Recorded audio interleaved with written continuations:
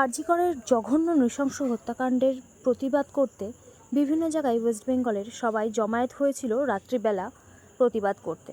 তো আমাদের বনগাঁতেও নীল দর্পণে এই প্রতিবাদ হয়েছিল, আমরাও তাতে যোগদান। রাত 11:55 সময় নীল দর্পণের সামনে আমাদের সবার একসাথে জড়ো হওয়ার কথা ছিল এবং প্রচুর লোক দলে দলে সেখানে গেছিল।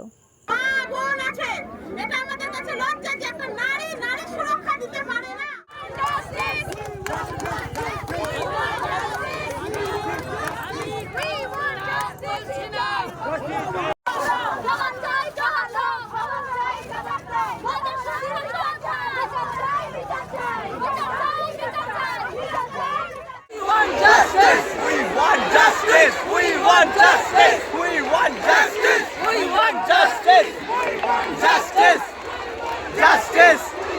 Justice!